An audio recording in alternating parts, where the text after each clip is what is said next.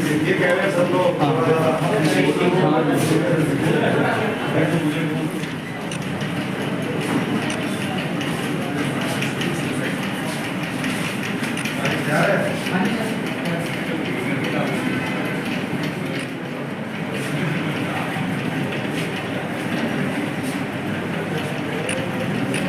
अच्छा सिस्टम हो गया है।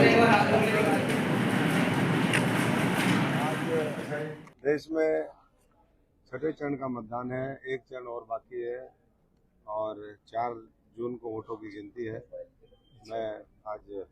मैंने और हमारे परिवार ने अपना मतदान किया है और मैं सब देशवासियों से, जहाँ भी चुनाव चल रहे हैं, तमाम हरियाणा वासियों से, हमारे सिरसा पार्लियामेंट के सभी साथियों से ये विनती और प्रार्थना करूँगा कि वो ज़्यादा से ज़्यादा संख्या में मतदान करें। हमेशा पिछले अगर 3 बार का देखें तो सिरसा ने सबसे ज़्यादा मतदान पूरे हरियाणा के अंदर किया है और उम्मीद के अनुरूप मैं समझता हूँ कि इस बार भी सबसे ज़्यादा मतदान यहाँ होगा। लोकतंत्र का ये पर्व है और इस बार देश ने मन बना लिया है कि हम तीसरी बार देश का प्रधानमंत्री आदरणीय नरेंद्र मोदी जी को बनाएंगे। देश बनाने के इस चुनाव में हर व्यक्ति, चाहे वो फर्स्ट टाइम वोटर है, चाहे हमारा किसान मजदूर है, गरीब आदमी है, चाहे वो मध्यम वर्ग है, चाहे हमारे कर्मचारी साथी हैं, छोटे छोटे दुकानदार साथी हैं, पूरा आज जो हमारा सामाजिक ताना बाना है वो एक सूत्र में पिरो करके, अभी मैं अंदर सुन रहा था, लोग कह रहे थे जी हमारी पहली वोट तो देश को है। तो जैसे कहते हैं कि पहली रोटी गाय को, पहली सैलरी माता जी को और पहली वोट भारत माता को, यानी कि देश को।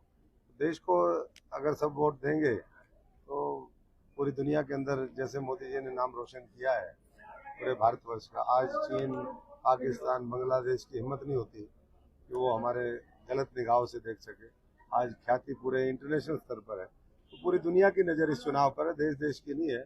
और जितना मजबूत जनादेश के साथ मोदी जी तीसरी बार देश के प्रधानमंत्री बनेंगे, उतना मैं समझता हूँ कि हमारा वर्चस्व पूरी दुनिया में होगा। आज 100 करोड़ लोग वोट दे रहे हैं, ये सबसे बड़ा और सबसे युवा लोकतंत्र है। तो इसलिए मैं तो आश्वस्त हूँ कि सिरसा के लोग पिछली बार 3,08,10 हज़ार वोटों से जिताया था। इस बार मुख्यमंत्री जी, नायब जी आए, मनोहर लाल जी आए और पार्टी का शीर्ष नेतृत्व आया, योगी जी आए, योगी आदित्यनाथ जी आए, जो भी नेता यहाँ पर आया, सबने आश्वस्त किया कि ये सीट हम 6,51,000 से कम जिता करके देंगे। तो बाकी तो मैं समझता हूँ कि लोग यहाँ पर धक्के से आए हैं, लोग छोड़ करके भागे हुए लोग हैं यहाँ से। 28 साल पहले जब हराया था उसके बाद कभी दिखाई नहीं दिए, फिर वो जहाँ गए वहाँ पर उस कॉन्स्टिट्यूंसी को खराब करके आए।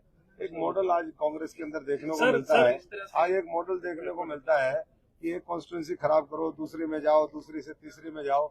लेकिन मैं उनको कहना चाहूंगा, देश कांग्रेस मुक्त भारत चाहता है। देश गांधी जी के उस कथन को पूरा करेगा जब उन्होंने कहा था कि आजादी के लिए कांग्रेस पार्टी बनी थी, इसलिए इसको डिसबैंड कर देना चाहिए। तो आज इस चुनाव में वही देखने को मिलेगा और ऐसे लोगों को अब पाकिस्तान के अलावा मुझे नहीं लगता कि कोई और जगह हो सकती। सर 2014, 2019 में जिस तरह का माहौल था, 2024 में आपको लगता है कि भारतीय जनता पार्टी 400 पार का नारा दे रही है, लेकिन जिस तरह से विपक्ष इकट्ठा है, लगता नहीं थोड़ा मुश्किल है इस बार? 400 पार भी नहीं होगा, 200 पार भी नहीं होगा, मुश्किल है। देखिए, ये लोग वो हैं जो मुंह में राम रखते हैं और बगल में छुरी रखते हैं। वैसे तो ये राम के अस्तित्व को ही चुनौती देने वाले लोग हैं। तो ये आपस में भी कोई, मुझे नहीं लगता ये परिवार कोई एक साथ है। आपस में इतना खुद वो है, पार्टियों के अंदर आपस में इतनी गुटबाजी है, अनुशासनहीनता। वो रोज आप देख रहे हो, रोज तो लड़ते हैं, कभी टोहाना में लड़ते हैं, कभी कहीं लड़ते हैं, रोज लट्ठम लट्ठा। तो ये लठ तंत्र को कोई पसंद नहीं करता। देश आज संविधान के हिसाब से, बाबा साहब के संविधान में जो अधिकार दिया है कि राजा रानी के पेट से पैदा नहीं होना चाहिए, आपके वोट से पैदा हो। मैं समझता हूँ पूरा देश आज अपना जो प्रतिनिधि है, आज के समय का राजा तो नहीं कहूंगा मैं, लेकिन जो जनसेवक है वो अब परिवारवाद से पैदा नहीं होगा, चाहे कहीं भी हो।